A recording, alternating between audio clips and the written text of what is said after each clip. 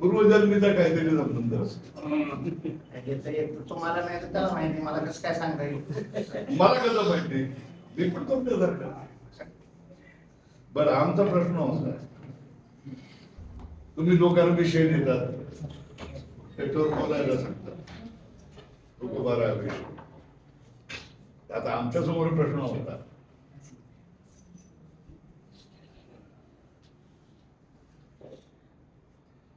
गुरु मोठा की देव मोठा आहे? गुरु मोठा जर असेल म्हणत असाल तर तुकोबारायाने गुरु का केलेला? तुकोबारायासाठी देवांना स्वप्नामध्ये आणून बाबाजीरायानं उभं का करावं, ही आमची चर्चा चालू होती. तर याच्यावर झाला विषय याच्यामध्ये, तुम्ही सांगितलं तर बरोबर झाला होता विषय. आपल्या अध्यात्मामध्ये एक दोन अशा प्रकारचे सेवेचे मार्ग आहेत, देवाची सेवा आणि गुरुची सेवा. पूर्ण होण्याकरता दोघांची सेवा. यस्य देवे पराभूत भक्ती यथा देवे तथा गुरव, असं श्रुतीचं वचन आहे. पण सगुण भक्तीची ज्याला विशेष, पण तुम्ही लावलायत ना, गोडी लागली, पण लागलाय ना, तेच मी सांगतो. त्याला विशेष गोडी लागली, त्याला मुक्ती करता तर गुरुची सेवा करावीच लागते. पण सगुण भक्ती करणाऱ्याला मुक्तीची थोडी आरुची असते, त्यामुळे ते नंतर बघा सध्या नाही आम्हाला मुक्ती संत बरोबर आहे. काय म्हणे आहे तुझे पाहिजे जातीचे येरा गबाळ्याचे काय की नाही, मजा आली की नाही? पण देवाला तर ते मुक्त झालेच पाहिजे ना. होय, मग ते असे नाही तर मग स्वप्नात घेऊन म्हणते.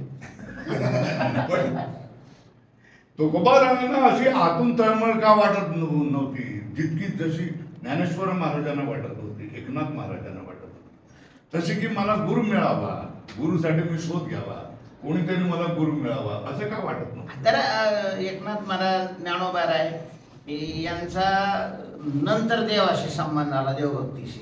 कोणाचा? नाथ महाराजांचा, ज्ञानोबा, आणि हे गुरुचा यांचा नंतर संबंध आला. पहिल्यांदा भक्तीचा संबंध, देवाशी संबंध आला. कोणाचा? ह्यांचा. हा, तुकाराम महाराजांचा आणि भक्तीचा संबंध अगोदर आला. हा, पहिला भक्तीचा संबंध आला.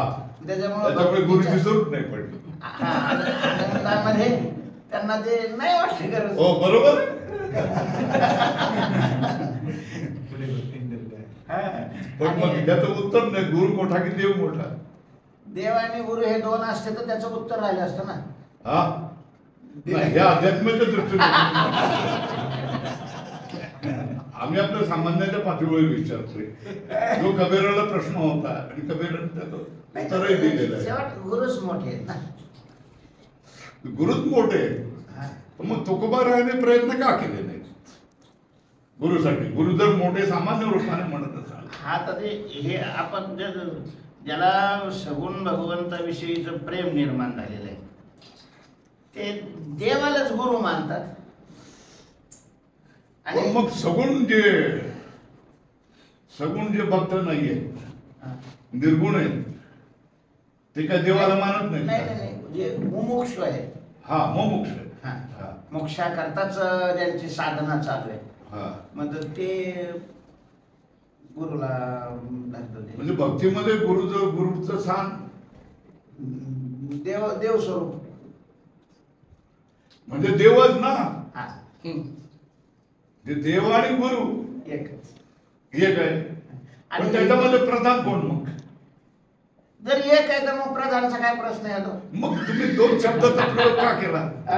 देव आणि गुरु या शब्दाचा प्रयोग का केला? मग शब्द आणि ज्ञान दोन झाले ना, देव आणि गुरु. तर गुरु असो किंवा देव असो, हे दोन्हीही शब्द सापेक्ष आहेत. एकदम बरोबर बोलले. समोरचा चेला त्यावेळेला हे गुरु, आणि समोरचा भक्त असेल तर त्यावेळेला हे देव. बरोबर आहे.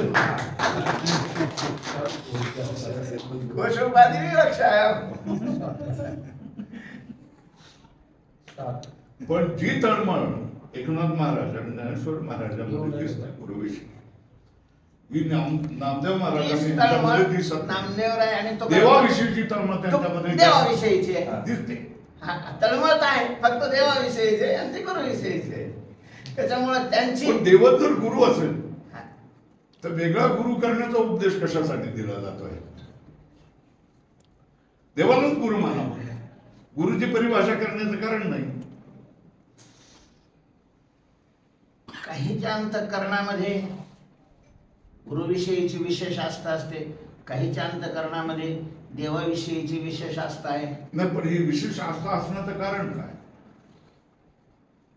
जो माणूस देव आणि गुरुमध्ये गुरुला महत्व देत असेल त्याची गुरुविषयी आस्था असेल, आणि जो माणूस देव आणि गुरुमध्ये देवाविषयी आस्था असेल तो देवाला मानेल. बरोबर. मग तिथे मोठेपणा आलाच ना. मोठेपणाचा नाही प्रश्न. कोण मोठा आहे याचं उत्तर तिथे मिळतं ना. म्हणजे मोठेपण हे सापेक्ष आहे थोडक्यात. जसं एखादं लहान मुलं असतं, काही मुलं मी आईकडे जातात मग बापाकडे जातच नाहीत, काही बापाकडे जातात ते आईकडे पण जात नाहीत. मी काही अपमान वगैरे केलं नाही. मला ते अपमानच प्रश्न विचारल्यामुळे तुमचा अधिकार आहे तो. नाही, असं नाही. तुमचाच अधिकार आहे.